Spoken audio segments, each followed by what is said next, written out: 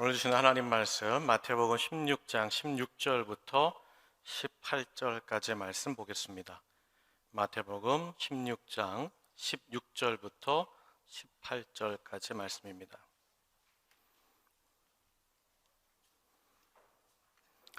우리 한 목소리로 함께 16절부터 18절 다 함께 읽겠습니다. 시몬 베드로가 대답하여 이르되 주는 그리스도시요 살아계신 하나님의 아들이시니이다. 예수께서 대답하여 이르시되 바요나 시몬아 내가 복이 있도다. 이를 내게 알게 한 이는 혈육이 아니요 하늘에 계신 내 아버지시니라. 또 내가 내게 이르노니 너는 베드로라. 내가 이 반석 위에 내 교회를 세우리니 음부의 권세가 이기지 못하리라. 아멘. 오늘 이 저녁 함께 하나님 앞에 예배로 또 말씀 특강으로 양육으로 함께 하시는 우리 모든 성도님들에게 하나님 주시는 은혜와 평강과 영육의 강건함이 함께 하시기를 기원합니다. 오늘부터 이제 11번의 시간을 제가 준비했어요. 제자로 사는 길 첫 번째입니다. 이거는 공동 강의고 제자로 사는 길 2가 이제 가을에 준비됩니다. 그건 소그룹입니다. 근데 이 강의를 안 들으면 2를 못 듣습니다. 기본적으로 공동의 강의를 이제 함께 나누게 될 텐데, 제가 제자로 사는 길 예수님의 12제자를 준비하면서 영어로 이렇게 적었어요. People shaped by Jesus' hand. 예수님의 손길이 닿아서 만들어진 사람들. 그리고 부제로 그들의 이야기. 우리가 잘 아는 세계적인 화가이며 조각가인 미켈란젤로가 있습니다. 이분이 인류 역사에 수많은 많은 작품들을 남기셨는데, 그 작품을 남길 때마다 뒷이야기가 있을 정도로 아주 유명하신 분이죠. 그 중에서도 특별히 5.1m, 지금 피렌체에 있는 다윗상을 만들 때의 이야기가 있습니다. 미켈란젤로가 어느 날 길을 가다가 큰 화강암 덩이를 보았습니다. 무려 8m에 이르는 화강암 덩이였습니다. 그런데 그 화강암 덩이는 사실 미켈란젤로가 태어나기도 전에 채석되어졌던 화강암이었습니다. 처음에는 아고스티노 디 두치오라는 조각가의 것이었습니다. 조각가가 그 거대한 화강암을 가지고 자기가 조각과 작품을 만들고 싶어서 자기 집에 옮겨놓고 두고 보았는데, 결국에 이 아고스티노 작가가 8년이란 시간 동안 무엇도 상상하지 못하고 다시 길거리에 내다 놓은 화강암 덩이였습니다. 그렇게 8년 뒤에 안토니노 로셀리노라는 작가가 그 화강암을 가지게 됩니다. 그 화강암 덩이를 자기 집에 가져다 놓고는 또 구상을 하는 거예요. 내가 저 화강암으로 무엇을 할까? 그런데 그도 거기에 대해서 생각을 갖지 못하고 결국에는 방치되었습니다. 누구도 이 화강암 덩어리를 가지고 어떤 작품을 기억해내고 어떤 작품을 기획하고 준비할지 상상하지도 못했다는 거죠. 그러다가 우리가 잘 아는 레오나르도 다빈치가 이 화강암을 소유합니다. 이 8m가 넘는 이 화강암을 소유한 다음에 레오나르도 다빈치도 이걸 가지고 뭐 할까 고민했다는 거예요. 그리고 그도 결국에는 손도 대지 못하고 그냥 길거리에 가져다 놓았다는 겁니다. 그런데 젊은 미켈란젤로가 그 화강암 덩이를 지나가는 길에 발견하고는 어떻게 하는가? 저걸 내 작업실에 옮겨놔야겠다. 그리고 사람들을 통하여서 8m가 넘는 그 화강암 덩이를 자기 작업실로 옮겼다는 거예요. 그때 사람들이 이 화강암에 대한 이야기를 쭉 알고 있었기 때문에 미켈란젤로에게 이렇게 얘기합니다. 당신 이 누구도 위대한 작가들도 손대지 못한 이 화강암을 가지고 뭐 하려고 그러냐? 많은 작가들이, 당신보다 위대하던 작가들이 고민만 하다가 결국에 이 길거리에 내놓은 이 화강암 덩이, 이 돌덩이, 이 바위 덩이를 어디다 쓰려고 그렇게 힘을 쓰느냐? 그랬다는 거예요. 그랬더니 미켈란젤로가 대답을 하기를, 나는 이 화강암을 보면서 구성하는 게 있다는 거예요. 저 바위 안에 내 작품이 들어있다는 거예요. 그리고는 결국 자기 작업실로 가져와서 그 큰 바위를 옮겨놓고는 그 바위에다가 끌을 대고 망치를 두들기면서 때리기 시작했다는 거예요. 그랬더니 그 다음에는 더 큰 조각들이 떨어져 나가고 대략의 윤곽이 잡혔어요. 그 다음엔 줄을 가지고 미켈란젤로가 온통 먼지를 다 뒤집어 쓰면서 사포질을 하면서 그 화강암을 자르고 조각해내기 시작했다는 거죠. 그랬더니 그 버려진 8m가 넘는 그 화강암 덩이 안에서 누군가가 점점 걸어 나오기 시작했다는 거예요. 그게 바로 누구냐? 성경의 다윗이라는 인물. 다윗이 물맷돌로 골리앗을 쳐다보고 이제 물맷돌을 던지려고 했던 그 순간을 이 미켈란젤로가 포착해서는 정말 살아있는 듯한 그 데이빗상을 만들어냈다는 거죠. 미켈란젤로는 그 버려진 바위 덩이를 보면서 이미 그 안에 감추어져 있었던 다윗을 보았던 것이죠. 다윗이 골리앗을 대항하면서 그 강렬한 눈빛과 그 손에 물맷돌을 들고 내가 저놈을 쳐 죽이리라, 그 모습을 그대로 구현해냈다는 거죠. 지금도 그 작품을 보면 모든 근육 조각이, 혈관조차 살아있는 아주 생동력 있는 위대한 작품이 되었다는 거예요. 여러분, 우리가 이제 수요일마다 예수님께서 이 땅에 부르신 12명의 제자를 보게 될 겁니다. 사실 주님이 부르신 12명의 제자들, 당시에 누구도 잘 준비되었거나 갖추어져 있지 않았던 사람들입니다. 마치 원석과 같은 사람들이었죠. 그 가치가 보이지 않았던 사람들이에요. 정말 그런 바위덩이 같은 사람들이 정말 아름다운 작품이 될 수 있을까? 보석과 같은 사람이 될 수 있을까? 솔직히 놀라운 작품이 될 만한 인생들 거의 그렇지 못한 덩어리 그 자체였어요. 또 예수님의 제자들은 성전에서 관련된 종교의 일을 하던 사람들이 전혀 아니었어요. 제자들의 면면을 살펴보면 다양합니다. 배운 정도, 지식, 가진 성격, 그들의 배경, 재산, 모든 것들이 다양하고 환경이 다 각기 자기의 환경에서 다르게 자란 사람들이에요. 그런데 놀라운 건 예수님께서 그들을 부르시고 약 3년 동안, 공생의 시간 동안 훈련을 하고 말씀을 나누고 양육을 하면서 그들이 결국엔 어떤 존재로 변화되었는가? 예수님께서 부활 승천하신 뒤에 그들이 예수님의 사역을 이 땅에 감당해내는 위대한 지도자들이 되었고, 세상에서 가장 빛나는 보석과도 같고 위대한 작품의 인생을 살아간 사람들이 되었다는 거예요. 오늘은 먼저 그 12명의 제자 중에서 우리가 베드로를 보려고 합니다. 여러분, 베드로 하면 어떤 생각이 떠오르세요? 베드로. 이름 그대로 반석, 큰 바위, 교회의 기초가 된 사람. 신앙생활 하셨다면 이 정도는 알고 계실 거예요. 또 한 가지 반대 모습이 있죠. 실수가 많은 사람, 말이 앞서는 사람. 베드로는 연약했던 사람, 두려움에 떨었던 사람, 실패가 있었던 사람이 바로 베드로입니다. 베드로에 대한 여러 가지 이미지와 생각들을 우리 성도님들이 다 가지고 계실 거라고 믿습니다. 사실 우리가 수요 이 양육 특강을 통해서 베드로를 오늘 하루에 다 정리한다? 이건 무리가 있죠. 쉽지 않습니다. 왜냐하면 그야말로 복음서 전체에 나오는 인물이 베드로입니다. 사도행전에도 나오는 인물이 베드로죠. 베드로 전후서에도 베드로와 관련된 삶과 교훈과 말씀들이 가득해 채워져 있습니다. 베드로야말로 12명의 제자 중에서 가장 많은 스토리와 가장 많은 이야기를 가진 제자고, 예수님의 사역과 초대교회, 사도행전에서 일어나는 초대교회 사역에서는 그야말로 빠질 수 없는 인물, 가장 큰 역할을 했던 사람이 베드로였기 때문에 그래요. 이 특강을 통해서 그래도 저는 오늘 하루 동안 우리가 베드로를 정리하면서 베드로는 과연 어떤 제자였을까? 베드로는 그리고 그 제자가 되기 위하여 어떤 과정을 거쳤을까? 그리고 베드로의 장점은 무엇이고 단점은 무엇인가? 오늘 우리가 이 베드로를 통해서 하나님 앞에서 다시금 내 안에서 건져 올릴 수 있는 하나님의 보석 같은 말씀은 무엇일까? 말씀을 한번 나눠보고자 하는 것이죠. 여러분, 베드로, 예수님의 제자 베드로의 이름의 의미가 있어요. 사실 제자들의 이름의 순서가 마태복음, 마가복음, 누가복음에 기록되어 있습니다.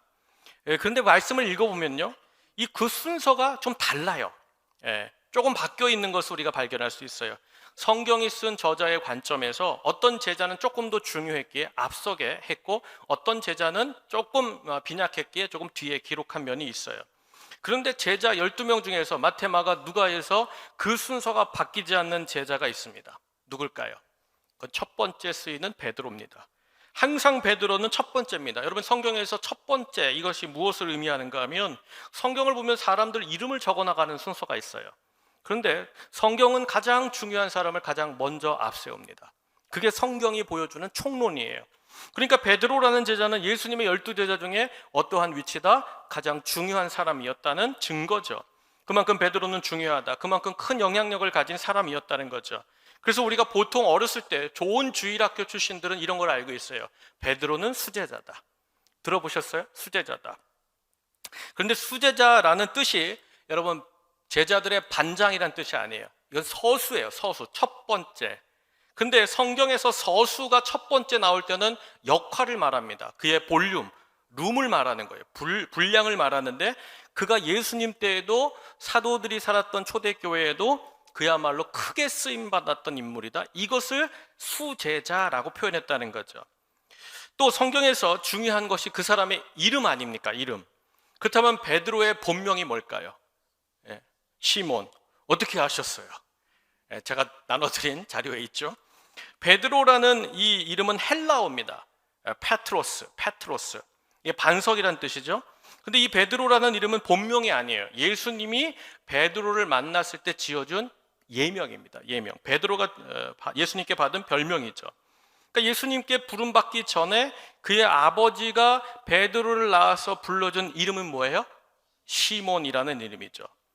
마태복음 16장 17절을 보면 예수께서 대답하여 이르시되 바요나 시몬아 내가 복이 있도다 그랬어요.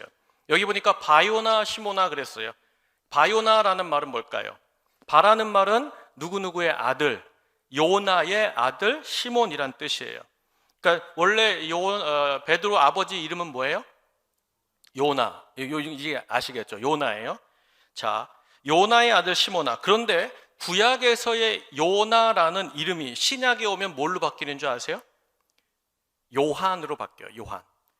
자, 그래서 구약의 여호수아인데 신약으로 표현하면 예수라고 표현되듯이 이제 요나라는 이름이 신약에서는 뭘로 표현된다? 요한이라고 표현돼요. 그래서 21장 15절 보세요.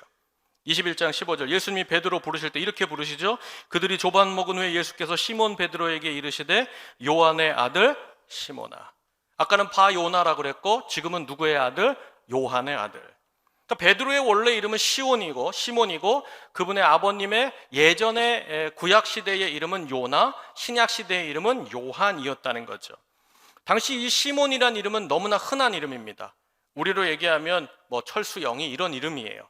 그래서 예수님의 12제자 중에 또 시몬이라는 이름을 가진 사람이 있을 정도로 아주 흔한 이름이었다는 거죠. 그럼 시몬에게 베드로라는 이름이 생긴 것은 언제일까? 우리가 베드로라고 알고 있는데 이 시몬이 언제부터 베드로라는 이름을 가지게 된 것일까? 요한복음 1장 42절에 보면 이렇게 기록되어 있어요. 데리고 예수께로 오니 예수께서 보시고 이르시되 내가 요한의 아들 시몬이니 장차 게바라 하리라 하시니라. 게바는 번역하면 베드로라. 이 배경이 뭔가 하면요, 보세요. 세례 요한의 제자였던 베드로의 형제가 있었습니다. 그러니까 안드레라는 베드로의 남동생은 원래 예수님의 제자가 아니었어요. 그는 원래 세례 요한의 제자였어요. 그런데 이 세례 요한의 제자였던 안드레가 요한에게 세례를 받는 것을 알게 됩니다. 그러니까 쉽게 말하면 세례 요한이 예수님에게 요단강에서 세례를 베풀었잖아요. 그때 안드레가 그 자리에 있었다는 거예요.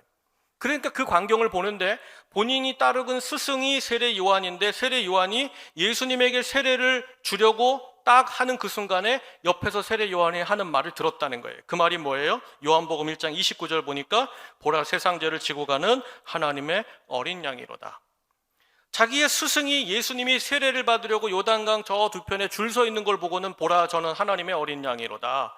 이 말을 안드레가 듣습니다. 그리고 예수님을 훗날 찾아가죠. 그리고 예수님을 만나면서 이분이 메시아구나, 이분이 그리스도구나 확신합니다. 그리고는 어떻게 해요? 자기 형 베드로를 찾아갑니다. 시몬을 찾아갑니다. 가서 뭐라 그래요? 형, 내가 메시아를 만났어요. 내가 그리스도를 만났어요. 전하는 거예요. 그리고는 어떻게 해요? 자기 형제, 형 시몬, 훗날 베드로를 이 안드레가 예수님 앞으로 끌고 나온 것이 아까 우리가 읽은 요한복음 1장의 말씀이라는 거죠. 그렇게 예수님 앞에 시몬을, 형을 데리고 나왔더니 예수님이 시몬을 보시는 거예요. 형을 보시면서 뭐라고 말씀하시는 거예요? 첫 마디가 너는 게바구나. 너는 게바구나. 번역하면 베드로구나. 게바는 아람어고요. 베드로는 헬라어고요. 시몬이란 이름은 히브리어죠. 자, 예수님이 시몬을 보자마자 너는 앞으로 반석 같은 자가 될 거야. 네 이름은 지금부터 게바다, 베드로라라고 칭해 주셨다는 거죠. 너는 하나님 나라에 큰 기초를 놓는 반석이 될 거야. 주님께서 주님의 소망을 담아서 일방적으로 베드로라는 이름을 주셨다는 거예요. 그럼 여러분 정말 시몬이 그 베드로라는 이름을 탁 반석, 나는 기초, 든든한 기초라는 이름을 딱 가지게 된 순간부터 베드로가 정말 안정감이 있고 견고하고 그렇게 힘있게 사역을 감당했을까? 그렇지 않습니다. 사실 시몬의 사역하던 모습을 보면 정말 그의 이름 베드로라는 이름이 어울리지 않는 인물이에요. 그런데도 불구하고 예수님께서 시몬을 어떻게 보신 거예요? 너는 베드로라라고 말씀하시는 거죠. 그럼 왜 게바, 이 시몬을 게바, 너는 베드로라라고 예수님이 말씀하셨나? 왜 예수님이 시몬에게 이런 어울리지도 않는 이름을 지어주신 것일까? 그 단서가 장차 게바라 하리라라는 말에 있어요. 1장 42절을 다시 보면요, 장차 게바라 하리라. 보세요, 장차 게바라 하리라. 여기 장차라는 말이 나오는데 이 말이 무슨 뜻일까요? 지금 여기서부터가 아니라 즉시 당장이 될 일이 아니라 언젠가 훗날 너는 그에 걸맞는 이름의 사람이 될 것이다. 예수님이 예수님의 비전을 가지고 베드로에게 이름을 주셨다는 거죠. 그럼 이 베드로의 이름이 이제 모든 제자들 사이에 확정될 때가 있습니다. 그러니까 그동안 시몬이었고 예수님이 베드로라고 했는데 처음에 이 예명, 이 별명을 갖게 되었을 때 사람들이 베드로라 베드로라 하지 않았다는 거예요. 예수님이 이 베드로가 베드로 되게 하는 사건 가운데 베드로의 이름을 확정해 주는 사건이 있어요. 그게 언젠가 하면 우리가 오늘 읽은 본문이에요. 베드로가 예수님이 누구냐 여기에 묻는 말에 뭐라고 답하느냐, 16절 보세요. 주는 그리스도시요 살아계신 하나님의 아들이시니이다 그랬어요. 그때 예수님이 마태복음 16장 17절에 이 베드로의 말을 듣고 답을 주십니다. 우리 마태복음 16장 17절 한번 다 함께 읽겠습니다. 시작. 예수께서 대답하여 이르시되 바요나 시몬아 내가 복이 있도다. 이를 내게 알게 하니는 혈육이 아니요 하늘에 계신 내 아버지시니라. 아멘. 그리고 18절에 너는 이제 베드로라. 내가 이 반석 위에 내 교회를 세우려니 음부의 권세가 너를 이기지 못하리라. 예수님이 다시 말씀하신 거예요. 너는 여기서부터 베드로야. 너는 여기서부터 이제 베드로야. 네 이름은 이제 여기서 바뀌었다는 거예요. 베드로와의 첫 만남에 두신 이 베드로를 예수님이 가이사랴 빌립보에서 베드로가 하나님을 향하여 아들 예수 그리스도를 향하여 놀라운 고백을 드렸던 그때의 그 순간부터 그의 이름을 완전히 베드로라고 바꾸셨다는 거죠. 게다가 예수님이 그 베드로에게 베드로라는 이름을 확정해 주실 뿐만 아니라 그 베드로에게 영적인 체험을 두 가지나 겪게 하십니다. 첫 번째는 예수님의 변화산 사건에서 베드로를 예수님이 어떻게 하세요? 변화산으로 동행하시죠. 또 하나는 풍랑 있는 바다 위에서 어떻게 해요? 베드로에게 너는 내게 오라라고 말씀하심으로 베드로가 무리를 걷는 기적을 경험하게 합니다. 첫 번째 변화산 사건은 어떤 사건이에요? 이건 예수님이 부활 승천하신 이후에 천국의 모형을 베드로에게 보여주시는 모습입니다. 그때의 구약의 인물 중에 누구가 나와요? 엘리야가 나왔고 또 한 사람 누가 나왔어요? 모세가 나왔죠. 이 예수님 세 분이 함께 이야기를 나누는 거죠. 모세는 뭘 의미해요? 율법을 의미하고 엘리야는 뭘 의미해요? 선지자를 의미하죠.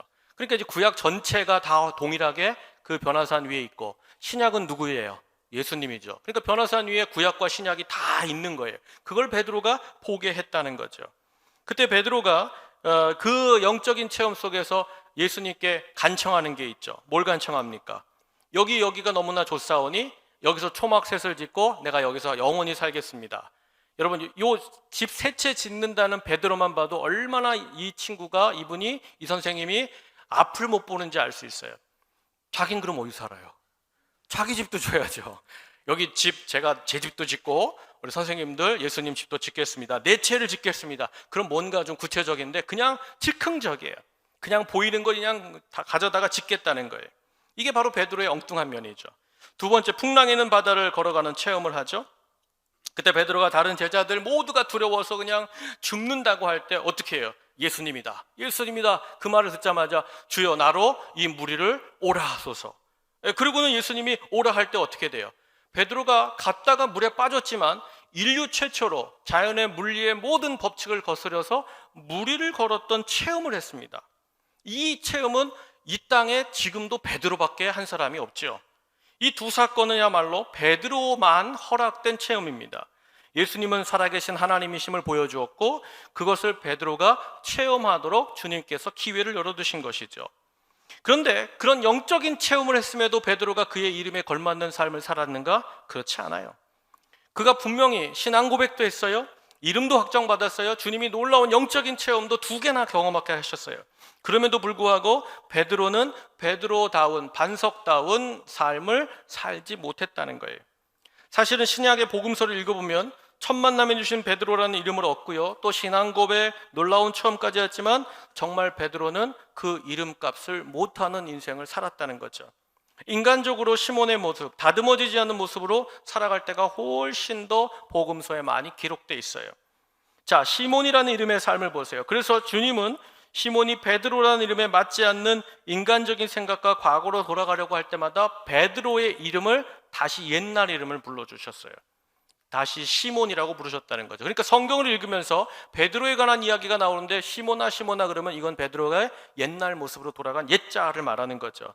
너는 내가 베드로라고 했는데 왜 너는 자꾸 옛사람 시몬으로 돌아가려느냐? 그때 꼭 예수님은 시몬이라고 베드로를 콕 집어 부르셨다는 거죠. 너는 내 든든한 사역의 기초가 되고 반석이 될 사람인데, 교회를 세울 든든한 기초요, 견고한 사람이 될 사람인데 너는 왜 자꾸 과거의 그 베드로의 모습이 아닌 그 시몬으로 자꾸 돌아가려고 하느냐? 책망할 때마다 베드로를 시몬이라고 부르셨다는 거죠. 가장 시몬의 대표적인 삶의 모습이 뭘까요?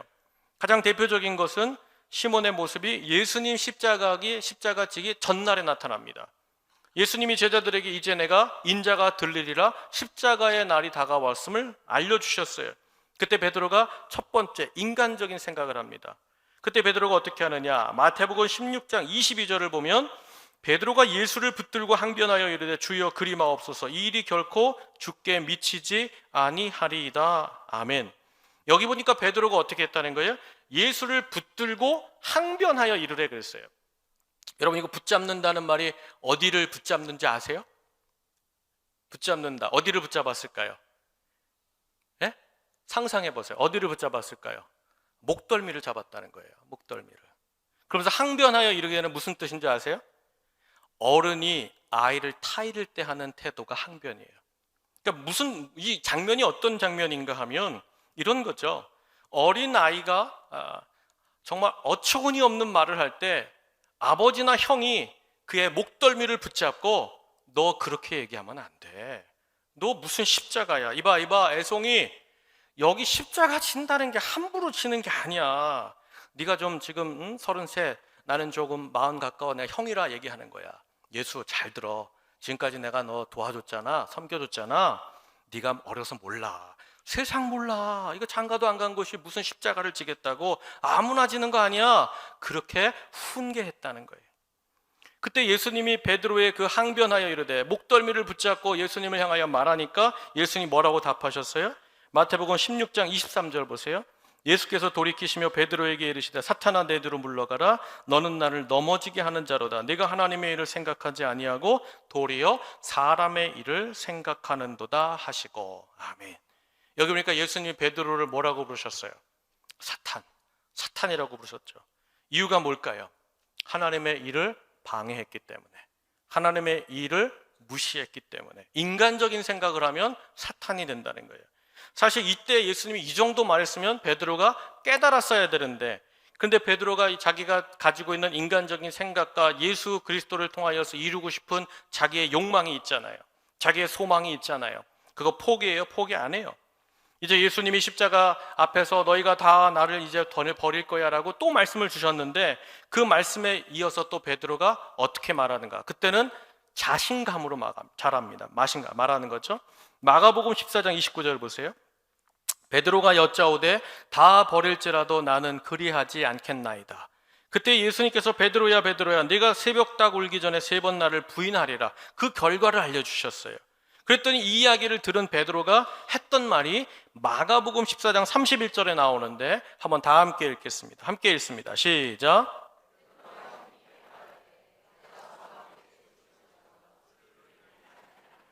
아멘. 여기서 어떻게 말했다고요? 이연사 힘주어 외칩니다. 자신감이 충만해서 절대로 그런 일은 없다. 그런 일은 동생 아우 이봐 앞에 예수, 그런 일은 절대 내 인생에 일어나지 않아. 힘있게 말했다는 거예요. 베드로가 자신감에 그냥 충만해서 충천해가지고는 예수님 앞에 그와 같이 십자가 질 수 없다라고 결단코 반대했다는 거죠. 저는 여기서 베드로가 거짓말로 위장하는 것으로 그와 같은 말을 하지 않았다고 생각합니다. 실제로 예수님이 붙잡혀갈 때 베드로가 어떻게 행동했어요? 겟세마네 동산에서 예수님 붙잡아 갈 때 자기 품속에 있었던 단검을 꺼내잖아요. 그리고 제사장 앞섰던 제사장의 종 말고의 귀를 잘라냅니다. 근데 사실은 제사장을 죽이려고 했는데 이 제사장의 종이 어떻게 한 거예요? 말고가 보디가드예요. 제사장을 보호하려고 하다가 어떻게 되는 거예요? 그가 귀가 잘려 나갔다는 거죠. 저 예수님을 잡으려고 달려드는 종을 내가 반드시 죽이리라 칼을 뺐는데 그만 말고가 피하다가 귀를 잘려 나갔다는 것이죠. 여러분, 베드로는 진심이었어요. 어떤 사람이 자기 속에서 품었던 그 단검을 꺼내겠습니까? 여러분, 그날이 베드로에게는 결전의 날이었고 진짜 생사를 걸었던 날이었다는 거죠. 그런데 그가 행사를 걸었던 그 결심과 결단은 뭐에 기초한 거예요? 자기 생각과 자기가 가졌던 자신감에 기초했다는 거죠. 그때에 힘있게 내가 죽을지언정 주님을 부인하지 않겠습니다라고 말했던 그 베드로에게 예수님이 또 말씀을 주세요. 누가복음 31장에 나오는데 제가 읽겠습니다. 시몬아 시몬아 보라 사탄이 너희를 밀가부르 듯이 하려고 요구하였다라고 그랬어요. 여기 보니까 베드로의 이름을 이제는 뭐라고 부르세요? 시몬아 시몬아. 더 이상 이제 옛 모습으로 네가 돌아갔구나. 옛날 열심당원으로 칼을 뽑아서 사람들을 위협하고 그 사람들로부터 많은 것을 빼앗았고자 했고 나라를 힘으로 세우고자 했던 네 모습이 그대로 나왔다. 네 생각이 그대로 나왔다. 네가 의지하던 능력과 생각이 다 나왔다. 성경에서 시몬아 시몬아는 2번 강조죠. 너 정말 그 모습이 나왔구나. 그러니까 베드로야, 참으로 네가 인간적인 모습으로 돌아갈 것이다. 분명히 주님께서 강조하신 것이죠. 예수님이 분명히 십자가 앞에서 네가 3번 부인하리라. 그리고는 어떻게 돼요? 진짜 시몬이 예수님을 3번 부인하게 되는 거죠. 이렇게 말씀을 들었다면 이 정도로 네가 다 굴기 전에 3번 부인할 거야. 사탄이 너를 이미 붙잡고 있어. 너 이 사탄의 도구가 되었어 라고 주님께서 직접 말했다면 그때 베드로가 얼른 깨닫고 신중하게 돌이켜서 그 자리에서 주여 어찌하오리까? 제가 어찌합니까? 라고 물어봤으면 베드로가 그와 같은 일을 범하지 않았을 텐데 여러분, 실패하는 베드로의 모습이 어떻게 나타나요? 실패의 모습. 예수님이 부르신 시몬아 시몬아 그 이름 그대로 누가복음 21장 61절 62절 보세요.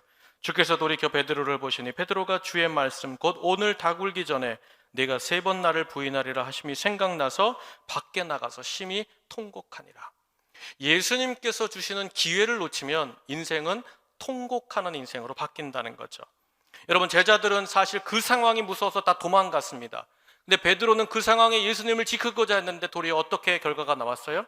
다른 제자들은 예수님 부인하지도 않았어요. 저주하지 않았어요. 그런데 베드로는 도리어 자기 생각과 자신감을 가지고 있다가 예수님도 부인하고 예수님도 저주해버리는 대실패를 겪은 가장 큰 제자가 되고 말았다는 거죠. 베드로에게 시몬아 시몬아 주님이 부르신 말씀을 귀담아 듣지 않고 자신감과 인간적인 생각으로 충천할 때 그대로 그 생각과 자신감 자기 자신을 믿고 행했을 때 이 베드로는 과거의 시몬으로 여지없이 돌아가 버리고 결국은 예수님을 부인하고 예수님을 저주하고 예수님이 없었던 인생처럼 돌아가 버리고 말았다는 거죠. 사랑하는 여러분, 보세요. 시몬은 놀라운 베드로라는 이름을 얻었습니다. 받았습니다. 그리고 가이사랴 빌립보에서 그에 걸맞는 신앙의 고백도 드렸어요. 그리고 주님께서 그런 그를 귀히 여기고 어여삐 여겨서 영적인 체험을 2번이나 경험케 하셨다는 거예요. 그런데 그런 은혜와 기회와 하나님의 부르심을 받았음에도 불구하고 시몬, 베드로는 옛사람으로 돌아가 버리고 말았다는 거죠. 반복하며 살았다는 거예요. 사실 베드로라는 이름이 그에게 절대 어울리지 않은 것이죠. 도리어 우리말로 하면 어떤 말로 할까요? 어리석은 자, 저런 돌쇠, 너는 이제부터 돌쇠다, 너는 이제 엉뚱하고 미련한 자다, 실수가 많은 자다, 이렇게 불러주는 것이 사실은 베드로의 복음서의 인생에 더 정확한 예수님의 표현입니다.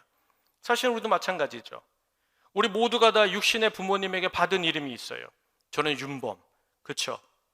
여러분도 받은 이름이 있어요. 그런데 우리가 받은 새 이름이 있잖아요. 이 이름 이후에 우리가 주님께 받은 이름이 뭐예요?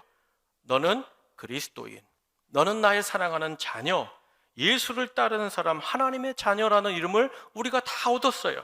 너는 전능하신 하나님의 오늘 이 세상에 사랑하는 딸이다, 아들이다, 그 부르심을 우리가 다 받았어요. 그럼 정말 예수님이 우리가 예수 그리스도로 말미암아 예수님 앞에 나올 때 받은 너는 내 사랑하는 아들이다, 너는 내 사랑하는 딸이다, 너는 그리스도인이다, 너는 장로다, 목사다, 집사다 하는 그 이름에 걸맞게 살고 있느냐 이거예요. 여러분은 걸맞게 살고 있어요? 여러분의 이름값을 하면서 살고 있습니까? 아니, 아버지가 지어준 이름 말고, 부모님이 지어준 이름 말고. 사랑하는 여러분, 사실은 우리가 오늘 베드로라는 거죠. 이름만 권사예요. 이름만 집사예요. 이름만 목사예요. 속장이에요. 이름만 속장이에요. 이름만 위원장이고 이름만 성가대원이야. 그 이름에 걸맞지 못하는 삶을 사는 날이 사실은 많잖아요. 그렇다면 주님이 처음부터 베드로라 부르시고 그를 훈련하고 말씀을 주시고 놀라운 영적인 체험들까지도 주셨음에도 불구하고 그렇게 이름값을 못한 베드로를 버리셨어요? 야, 너는 내가 지어둔 이름값을 못하네. 야, 송윤범 집사, 너는 집사값을 못한다. 너는 그거 내려놔라. 송윤범 목사, 너는 목사값을 못하네. 너는 그거 버려야겠다. 주님이 버리셨어요? 아니에요. 여기에 우리의 회복이 있고 여기에 우리의 소망이 있는 것이죠. 인간적인 실수했어요. 다급했어요. 성격이 있어요. 또 자존심이 있어요. 급한 마음에 내가 내 마음대로 살면서 실패하면서도 너는 나와 더 함께 할 수가 없겠다. 너는 집사로서, 장로로서, 목사로서 얼마나 그렇게 실수하니? 너는 어떻게 그렇게 사니? 너는 이제 나하고 함께 가지 못하겠다. 그냥 너와 나는 여기서 끝이다. 그렇게 버리신 적이 없다는 거예요. 여러분, 그럼 우리가 궁금한 게 바로 이게 오늘 양육 이 말씀의 핵심은 그거예요. 그럼 베드로는 어떻게 베드로 이름다운 인생을 살았을까? 우리에게 적용해 볼까요? 우리는 어떻게 해야 그러면 하나님이 부르신 그리스도인, 자녀, 우리가 받은 직분에 걸맞는 이름, 그 베드로가 받은 안정감, 견고함, 반석이라는 걸맞는 이름을 살았을까? 우리도 어떻게 꼭 맞는 주님의 사랑받는 자녀요, 아산시에 사는 온천제일교회에 속한 나는 집사요, 권사요, 장로요, 전도사요, 목사로 하는 이 걸맞는 이름을 살 수 있겠느냐? 바로 이거라는 거죠. 언제부터 그랬을까요? 언제 베드로가 진짜 주님이 너는 베드로라 하신 그 베드로의 이름값을 하면서 살았을까요? 여러분, 부활의 주님을 만난 뒤라는 거예요. 요한복음 21장에 보니까 주님이 이렇게 베드로의 이름에 걸맞지 못한 삶을 산 채 이제는 옛날 과거로 돌아간 그 호숫가의 그물질하는 어부로 돌아간 베드로를 포기하지 않고 어떻게 하세요? 다시 찾아가 주시죠. 그때 베드로의 모습은 여러분 어떤 모습이에요? 정말 복음서를 이렇게 앞뒤로 펼쳐보면 동일한 모습이 나와요. 그물 짓는 모습, 물고기 아무것도 거두지 못한 채 그냥 낙심하고 있는 그 모습이 그대로 나오잖아요. 베드로라는 이름은 이미 다 까먹어 버렸어요. 아, 한때의 꿈이었나? 아, 예수라는 사람과 함께 살았던 그것은 허망한 꿈이었던가? 그러고는 과거에 그냥 자기가 살던 게네사렛 호수 가서 배 띄워서 다시 옛날에 창고에 집어넣은 그 금을 꺼내놓고는 그물질하는 인생으로 돌아갔다는 거예요. 근데 주님이 그를 포기하지 않고 찾아가셨다는 거죠. 그리고 뭐라고 말씀하세요? 베드로야, 베드로야, 네가 나 3번 부인했는데, 3번 저주했는데 너 나 3번 사랑하니? 너 나 사랑하니? 너 나 사랑하니? 그 3번의 부인을 3번의 사랑의 고백으로 복권시켜 주세요. 그리고 뭘 주세요? 너는 나를 따르라. 처음 불렀던 그 부르심을 다시 주시는 거예요. 너는 사람 낚는 어부가 되리라 했는데 그때 예수님이 어떻게 하는 거예요? 이제 초대 교회가 생기니까 이제는 길러야 될 양들이 나타나니까 뭐라고 말씀하시는 거예요? 내 양을 먹이라, 내 양을 치라, 내 양을 먹이라. 사명을 다시 주셨다는 거예요. 여러분, 요한복음 21장을 나중에 한번 읽어보세요. 여기 예수님에 대한 책망이 없어요. 베드로에 대한 책망이 없어요. 야, 베드로 너 안 줘봐. 야, 너 그날 왜 그랬냐? 너 그렇게 자신감이 충만하더니 힘있게 대답하더니 내가 몇 번이나 너 시모나 일러줬잖아. 사인을 줬잖아. 그래, 꼴 좋다. 야, 이게 뭐 하는 거냐 너 나 왜 배신했어? 이유가 뭐야? 원인이 뭐야? 묻지도 따지도 않으셨어요. 다시 시몬에게 준 베드로라는 그 이름을 다시 시작하자고 불러주셨다는 거예요. 두 번째, 언제부터 베드로가 다시 베드로의 이름의 삶을 살았을까? 오순절 마가의 다락방에 성령을 받은 뒤부터 베드로가 베드로의 인생을 살았다는 거죠. 여러분, 부활하신 주님, 그 예수님의 성령을 받기 전에 베드로는 이름뿐인 베드로였어요. 그 삶은 그야말로 엉망진창이었잖아요. 그런데 부활의 주님을 만나고 기다리던 성령 충만을 받자마자 어떻게 합니까? 베드로가 그 무서워 떨던 제사장 그 뜰에서 무서워서 어린 여종, 아주 어린 소녀에게까지 예수님을 모른다고 했던 그가 어떻게 해요? 예루살렘 광장 한복판에 달려나가잖아요. 덜려 나가서 어떻게 해요? 문 꼭꼭 걸어 잠고 있던 그가 뛰어나가서 말씀을 전하잖아요. 베드로가 그 예루살렘 광장에서 말씀을 전하니까, 죽으시고 다시 부활하신 예수님을 전하니까 어떤 일이 벌어져요? 그 예루살렘에서 지나가던 3천 명이 예수를 믿기로 결정하고, 우리가 십자가의 예수를 죽였다, 그 마음의 양심의 찔림을 받음을 통하여서 회개하고 돌아오는 역사가 일어난 줄로 믿습니다. 그 뒤로도 사도행전을 보면요, 베드로가 초대교회 위대한 지도자라 그 박해와 핍박 가운데 무너지지 않고 도리어 하나님의 교회를 더 든든히 세우는 위대한 지도자, 진짜 교회의 반석의 베드로의 모습을 우리가 볼 수 있지 않습니까? 그야말로 처음 주님이 시몬을 불러주셨던 그날, 너는 장차 베드로가 될 거야. 그때는 몰랐지만, 그날에는 베드로라는 이름이 걸맞지 않았지만, 내가 부활의 주님을 만나고 부활의 주님의 성령을 받은 뒤에는 어떤 인생이 되는 거예요? 진짜 주님이 주신 이름값을 하는 인생으로 바뀌어준 줄로 믿습니다. 사랑하는 여러분, 우리 주님께서 베드로를 부르시면서 반석이라는 말만 불러주시지 않았어요. 결국 실제로 주님께서 불러주시는 그 인생 그대로 주님이 이끌어 세워주셨다는 것이죠. 여러분, 이 일이 오늘 우리에게도 있는 줄로 믿습니다. 여러분, 사람들은요, 우리의 과거와 우리의 오늘을 보면서 우리를 평가합니다. 저 사람 과거에 그렇게 살았대. 오늘 보니까 별거 없어. 그런데 주님은 우리의 뭘 봐주시는 거예요? 미래를 보시는 거예요. 주님은 그 미래를 호칭만 하는 게 아니라 주님께서 친히 함께 하심으로 그 미래가, 주님이 말씀하시는 목사, 전도사, 장로, 속장, 성가대원, 교사, 많은 봉사, 그 이름에 걸맞도록 우리를 변화시켜 주시고 그 이름으로 우리를 반드시 세우시는 우리 주님이신 줄로 믿습니다. 결국 베드로가 이 모든 역사를 경험하고 그 인생의 끝자락에 서게 됩니다. 그가 어떻게 죽음을 맞이했을까? 여러분, 성경에는 베드로의 죽음이 나와 있지 않습니다. 그런데 성경 외에 신학자들, 우리 신학생들이 공부하는 외경이라는 성경이 있어요. 이건 이단서입니다. 조금 내용이 달라요. 그래서 이거는 신학을 공부하거나 학자들이 이제 필요한 부분을 발췌해서 성경의 내용을 보조하고 지지하는 것으로 함께 연구하는 외경입니다. 베드로 행전이라는 외경이 있어요.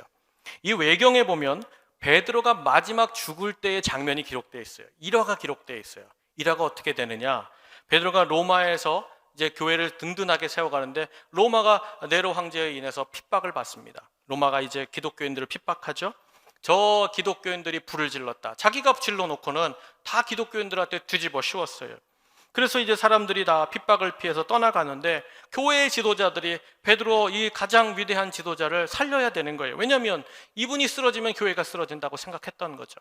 그래서 베드로를 찾아가서 많은 교회의 지도자들이 선생님, 사도님, 이제 좀 떠나야겠습니다. 로마를 잠시 피신하여 떠나셨다가 다시 우리가 로마로 돌아오면 어떻겠습니까? 당신이 이 교회의 기둥이니, 당신이 지금 초대교회의 반석이니 당신은 생명을 보존하십시오. 그때 베드로가요, 그렇게 하기로 결정합니다. 그리고는 그 제자들과 함께 또 같이 동역하는 많은 사역자들과 함께 로마를 막 빠져나갔어요. 로마의 마지막 성벽을 빠져나갔다는 거예요. 그런데 저 앞에 낯익은 분이 자기를 향하여 걸어오는 거예요. 딱 보니까 누구예요? 예수님이에요.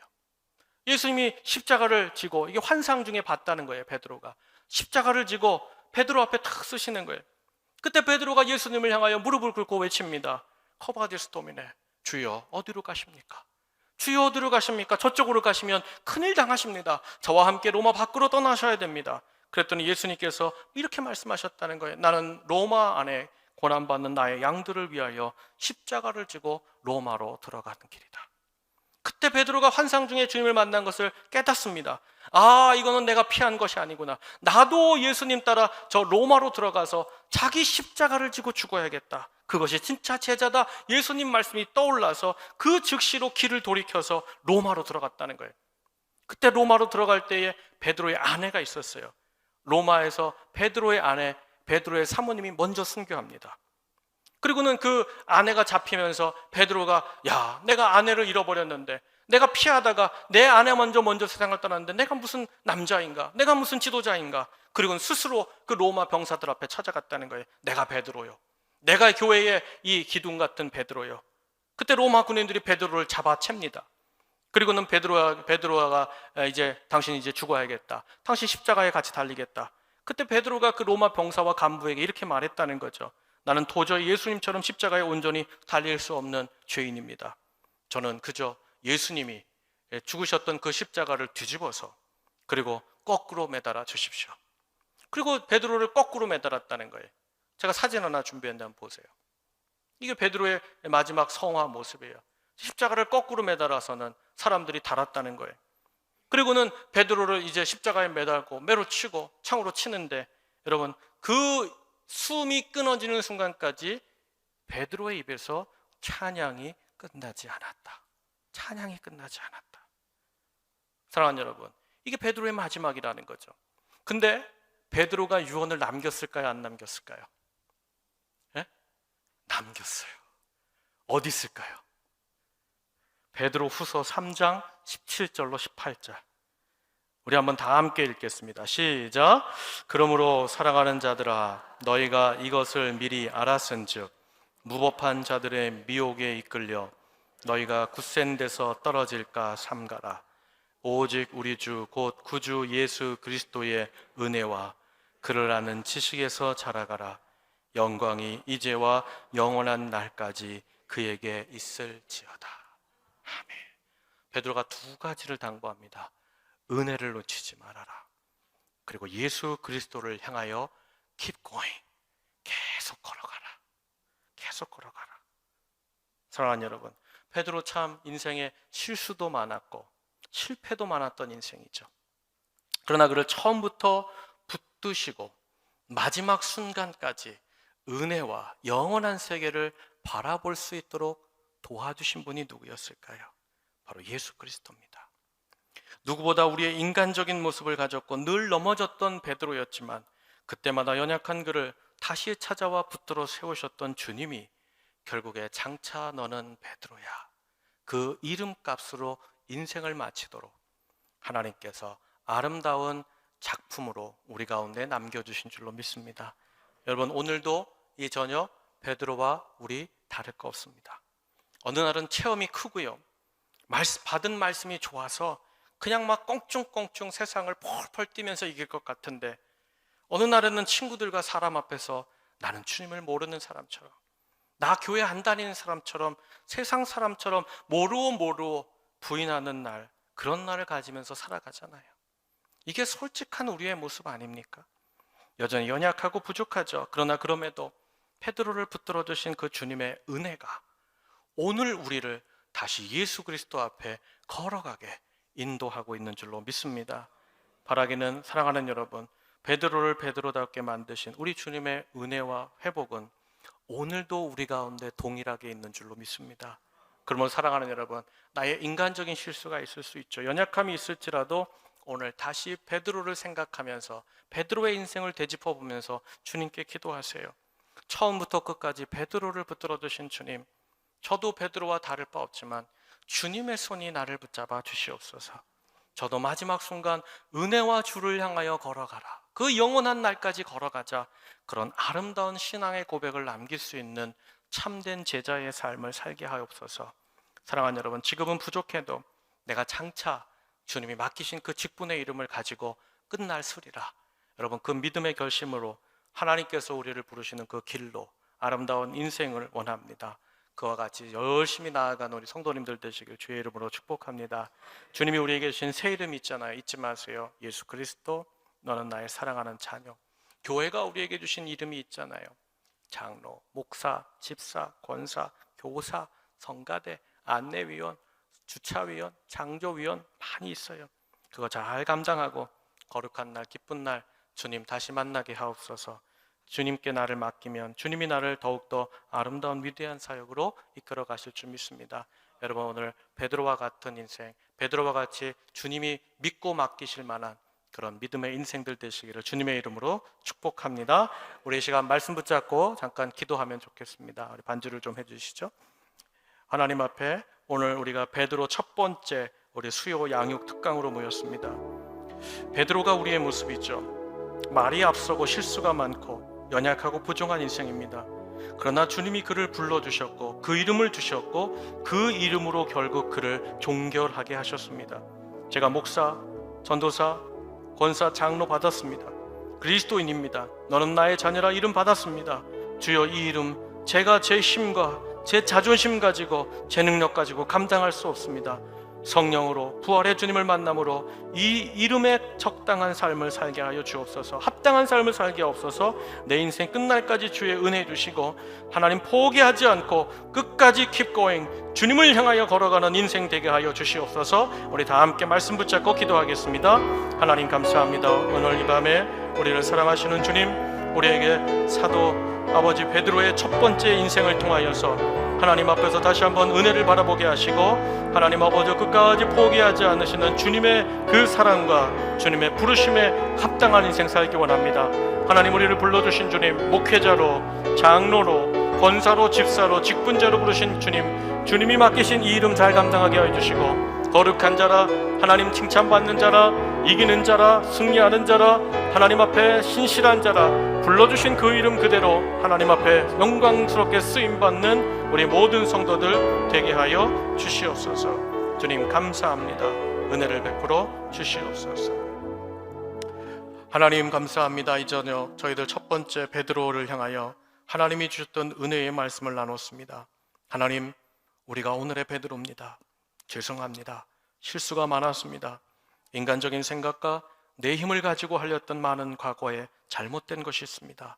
주님이 이미 우리를 아름다운 성도로 하나님의 귀한 자녀로 불러주신 그 이름을 잘 지키며 날마다 주님과 동행하며 그 영원한 그 순간에 서서 주님께 찬송과 경배와 영광을 올려드리는 우리 모든 성도들 되게 하여 주옵소서.